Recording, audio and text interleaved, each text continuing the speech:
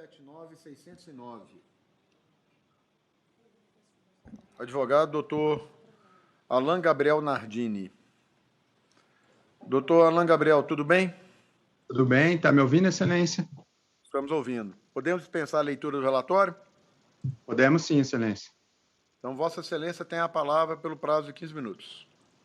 Boa tarde, excelentíssimo senhor ministro relator Rogério Schetti Cruz, excelentíssimos senhores ministros, membros da... Doutor Alan Gabriel Nardini.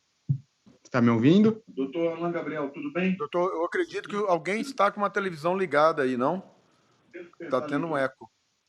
Ah, sim. Bom, retornou. Pronto. Excelentíssimo senhor ministro relator Rogério Schetti Cruz, excelentíssimos senhores ministros, membros da 6ª turma do Superior Tribunal de Justiça e demais presentes nessa sessão. Antes de iniciar a exposição do caso, eu gostaria de manifestar o meu profundo respeito ao STJ na realização da justiça, principalmente quando se trata de prisões preventivas. Gostaria ainda de agradecer a oportunidade de fazer a primeira sustentação no STJ, bem como a possibilidade de fazê-la por videoconferência, que, apesar de ter uma influência na pauta, possibilita o acesso à defesa de pessoas que não possuem condições de pagar a ida do advogado a Brasília, como ocorre no presente caso. E a motivação inicial dessa sustentação, Vossa Excelência podem até estranhar, mas é a saudade. É a saudade de uma criança de 4 anos de idade que viu seu pai ser preso, inicialmente temporária, depois a prisão temporária foi convertida em prisão preventiva, em razão de uma colaboração com o Estado, ou seja, o paciente do presente habeas corpus confiou no Estado, foi à delegacia, entregou o seu celular, apresentou o seu depoimento, que está acostado no presente remédio constitucional, dizendo que, a bem da verdade, ele foi induzido a cometer tal delito em razão de um indivíduo que ele havia conhecido anteriormente e que, inclusive, a polícia não investigou e não encontrou quem foi. Ele chamou pelo Messenger do Facebook o paciente, oferecendo um método de renda extra. E o paciente, que havia recentemente conseguido um novo emprego e estava com dívidas para sustentar sua família, inclusive a sua filha de 4 anos de idade, acabou, de fato, ingressando nessa empreitada e oferecendo a sua conta bancária, todavia sem qualquer ciência do crime, tanto que ele foi e prestou esse depoimento na delegacia e autorizou, tem autorização da extração dos dados para confirmar a sua versão, colaborando com a justiça. Após essa situação, o paciente foi submetido a uma prisão temporária, não foi encontrado nenhum objeto ilícito na casa do paciente. Posteriormente, a prisão foi convertida em preventiva, a qual originou o presente remédio constitucional. Eu entendo a preocupação de Vossas Excelências com a ordem pública, mas a defesa gostaria de apresentar uma perspectiva que considera as condições pessoais do paciente e o diferencia dos autores diretos do crime, que inclusive ficaram foragidos da justiça, e sendo um deles menor de idade. Porém, esses 2 indivíduos foram identificados, inclusive por câmeras de segurança, e posteriormente a polícia veio a detê-los, e não há qualquer vínculo até o presente momento em relação aos 3. Tudo isso, Vossas Excelências podem estar falando, mas é matéria de instrução probatória que deveria ser analisada no processo. Mas porque eu trouxe a Vossas Excelências no presente momento. A questão da participação, ainda que irá ser discutida no processo, toda essa dinâmica dos fatos narrada revela uma questão fundamental no tocante à prisão preventiva. A ausência de qualquer risco à ordem pública, diferenciando dos outros 2 acusados, que não tiveram a mesma postura ao longo da investigação e também praticaram atos de violência direta. Porque, no presente caso, o paciente, diferente dos outros indivíduos, dos outros 2 indivíduos, ele foi inserido nessas investigações e denunciado pela participação indireta, como consta da própria decisão e do acórdão do habeas corpus no Tribunal de Justiça de São Paulo. E essa participação indireta limitou-se ao uso da conta bancária. Por que é importante isso? Porque não teve um envolvimento direto num ato de violência ou grave ameaça. É nesse ponto que eu gostaria de chegar. Não teve a violência ou grave ameaça em relação a isso. As condições pessoais dele também se diferenciam. Primário, bons antecedentes, residência fixa, emprego certo, inclusive acostei a certidão do trabalho dele, recém-empregado, Isso tudo, aliado à colaboração ativa nas investigações, demonstra um comprometimento do paciente com a justiça, evidenciando também a inexistência de um risco à ordem pública. O presente caso nos convida a refletir sobre a análise da individualidade, e é isso que eu gostaria de trazer a Vossa Excelência com devido respeito. Entendo a necessidade da ordem pública, da preservação da ordem pública, porém, até o presente momento não foi feita essa individualização. O paciente está sendo tratado de maneira igual aos indivíduos que participaram diretamente e que não possuem condições pessoais favoráveis.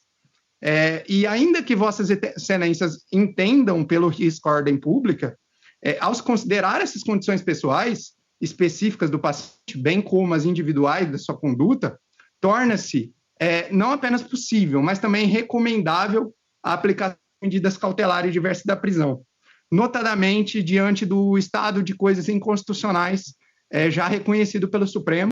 E aqui eu faço a leitura de um trecho do agravo regimental no habeas corpus 705.559, de relatoria do ministro Sebastião Rey Júnior, que diz: importante destacar que, como há muito se reconhece, o problema da prisão é a própria prisão, ambiente artificial hostilíssimo e nocivo sob todos os aspectos onde se dão violações sistemáticas de direitos humanos básicos, instituição que não é nem sequer capaz de assegurar no Brasil o direito à vida e à integridade física, tanto são os motins, rebeliões e as guerras entre facções rivais, por exemplo.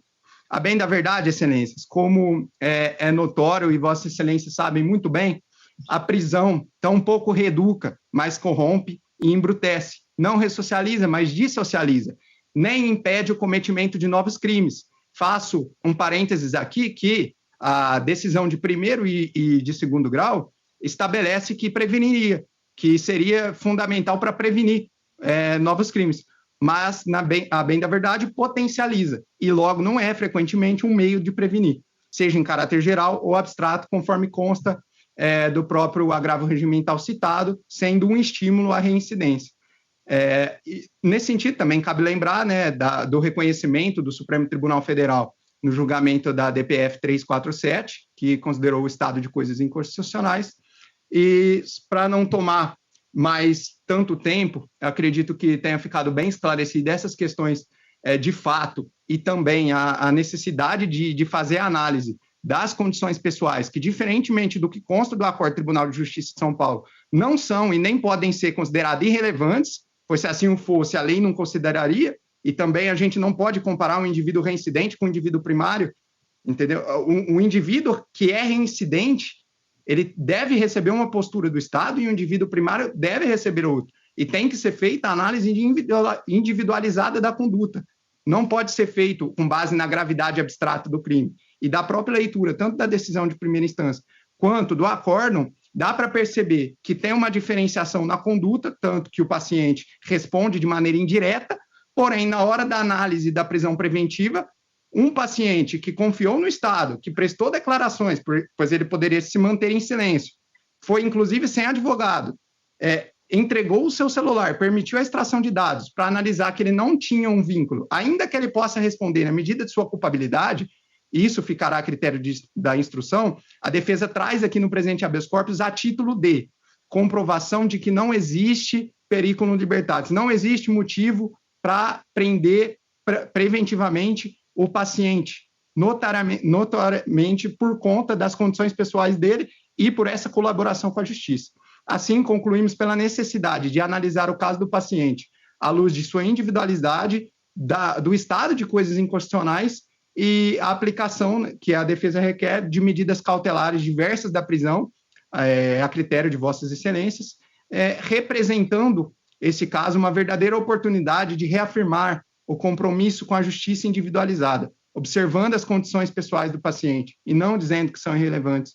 Diante sido exposto com máximo respeito aos entendimentos contrários, pedimos que prevaleça a máxima de que a liberdade deve ser a regra e a prisão uma exceção. E essa exceção deve ser cuidadosamente justificada, excelências. Solicito, portanto, a revogação da prisão preventiva do paciente diante da ausência do periculum libertatis, com a aplicação das medidas cautelares diversas da prisão no artigo 319 do Código de Processo Penal, expedindo o competente alvará de soltura. Muito obrigado, excelências. Eu que agradeço. Ministro Rogério. Havia encaminhado uma minuta de voto no sentido de denegar o habeas corpus, mas a sustentação oral do nobre advogado, doutor Alain Gabriel Nardini, me convenceu da possibilidade de conversão da prisão preventiva em cautelas alternativas.